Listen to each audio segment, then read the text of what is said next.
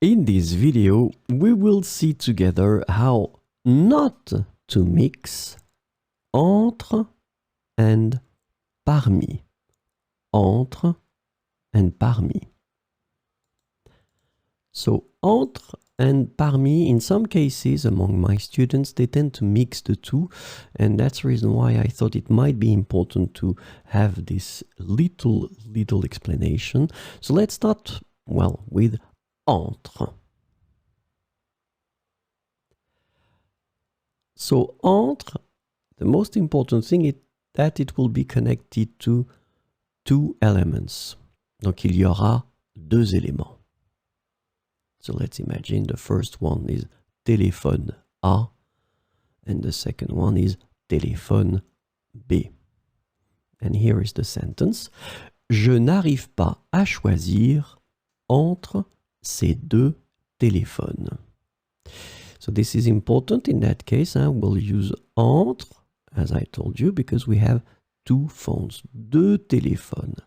Je n'arrive pas à choisir entre ces deux téléphones. So that's the first, well, example that we could have, simple example with entre. Second possibility,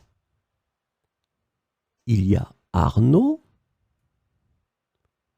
il y a Laurent et il y a Vincent. C'est moi.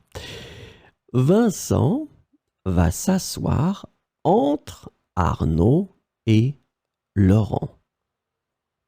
Vincent va s'asseoir entre Arnaud et Laurent.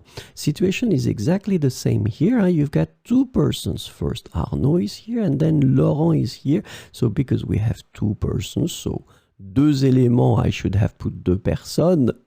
So we can use the entre. Vincent va s'asseoir entre Arnaud et Laurent. And so let's have a look now at parmi. Parmi, the important thing is that it will be more than two.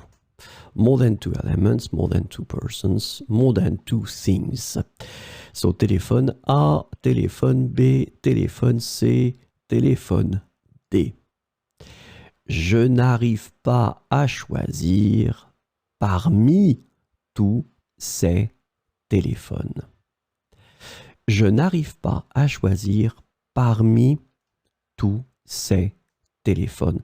So in that situation, quite clearly, it would be not possible to say entre because we've got more than two elements, more than two phones. Je n'arrive pas à choisir parmi tous ces téléphones. And this is the difference between entre and parmi.